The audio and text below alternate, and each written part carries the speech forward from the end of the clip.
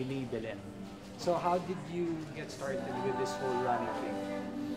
Well, at first, we were a group of friends, no? And, we wanted to get into a sport that, pardon the term, no? Hindi masyadong ginagamitan ng popote. Kasi when you run, there's really not much strategy to it, unlike a group, like a basketball or. So we felt that for as long as we were not clumsy, we would be able to go through it. And then eventually, that started it off. We started last election, May 2010. Were you guys friends from school, from work? From work, and so that was it. No, the first time we ran, we could not even go around the high street. So from ROX to fully booked, that was it. One. How many were you who started this? 8. We were 8. How many are still at it? Ako na lang. So why are you still at it? Ano kasi, well, when we first started, we started May, and then since it wasn't really a sport, no? So the culminating event was always a fun run, diba? That was the only way to keep score. And the first fun run we joined was Rock and Run last June of last year. And since we were all beginners, we thought of joining the 3K.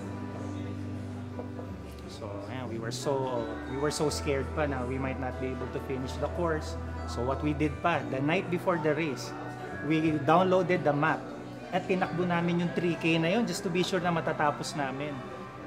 Now, the day of the race kasi, the day before the race, when we were claiming our race kits, our singlets, nakakategorize yung claiming 3, 5, 10.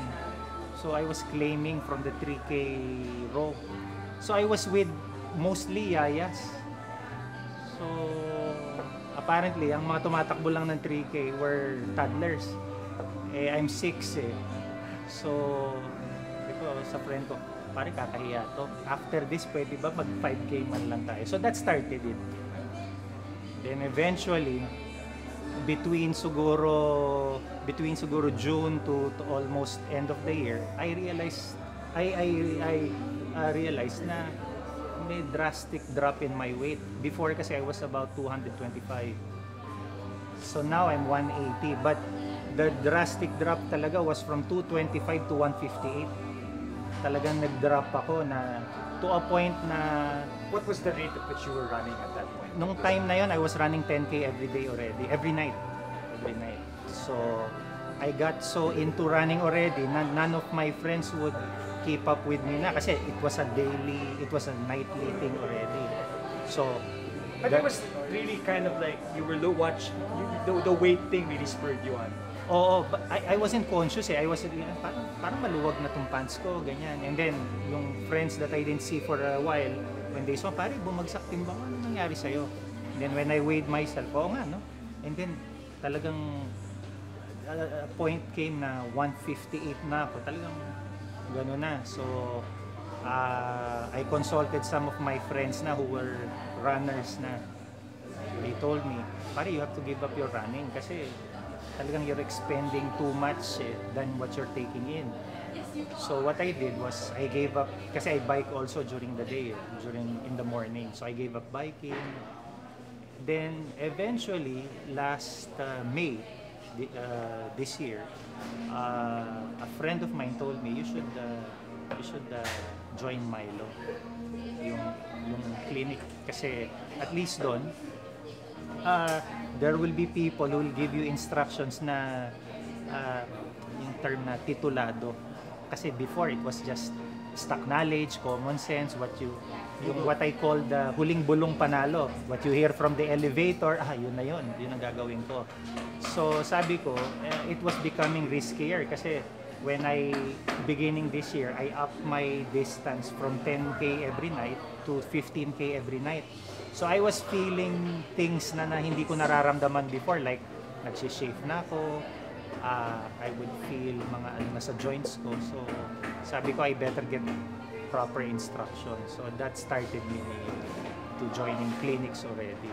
So I joined the Milo Clinic, then I joined part of the Runner Academy ng Runner. And then ayun, beginning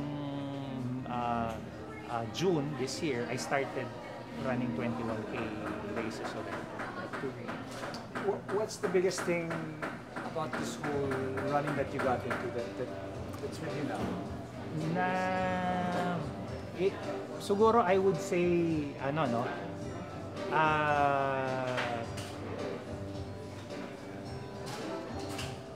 I would say half is parang wala akong diet ngayon kasi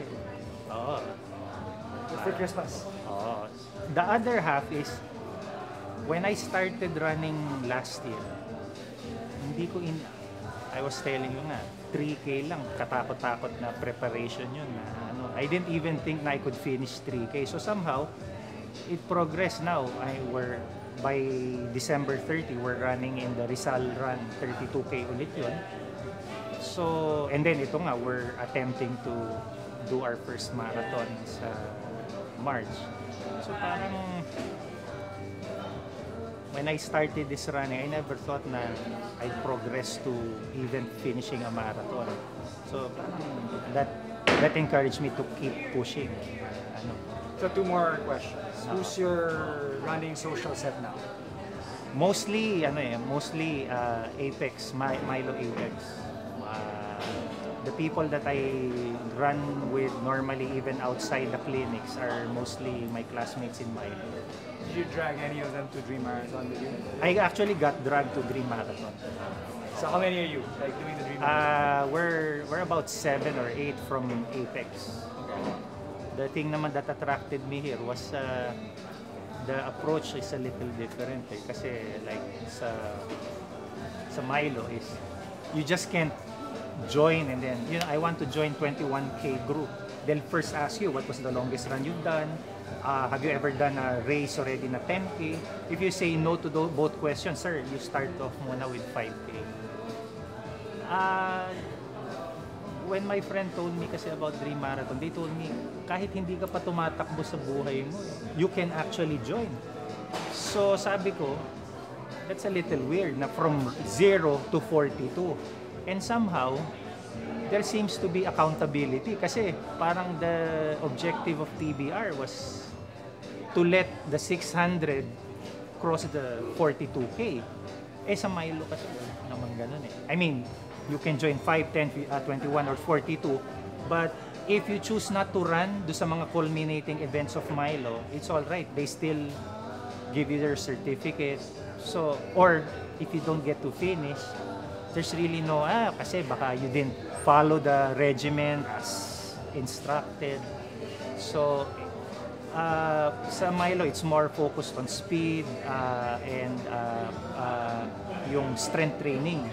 Dito, if I had to give a definition with that, it's I think predominantly parang inspiration than strength training.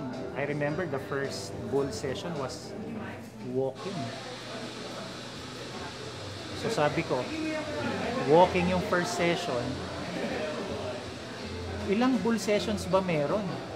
So binilang na, paano tayo abot from walking to finishing for, di ba? Parang, apparently, this is the third, di ba? Third batch. And what I hear is, even my friends who are ultra runners tell me na, they learned kasi na I was planning to run in Kundura.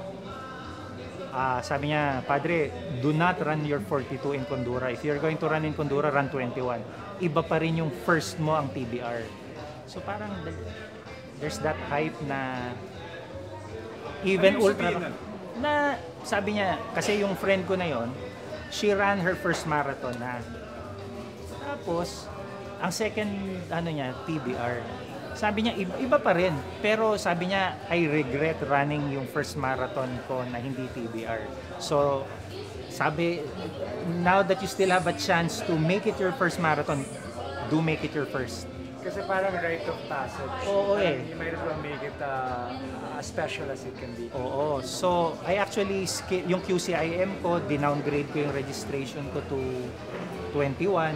Yung Pundura rin, ito 21 ko.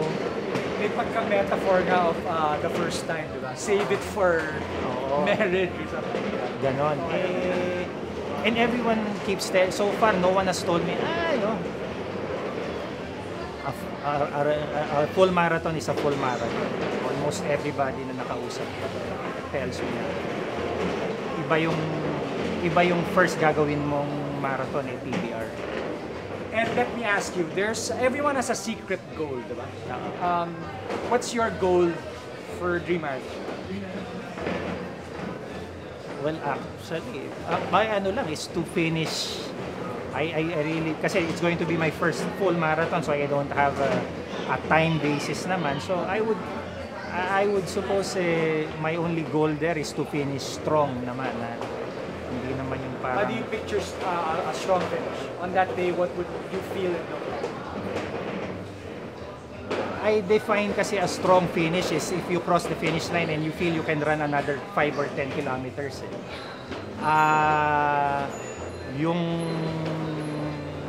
Yung the opposite of that is yung parang yung ano ka na, yung malamig na yung hininga mo, yung parang lightheaded ka na. Kasi I've experienced that. One time we did an LSD in Tanay. Talagang we were lightheaded na. So I knew how it felt na yung you're pushing yourself beyond yung what you really can do, no? So I think that would be my goal for PBR. We're good. Are you running the Saturday? Is it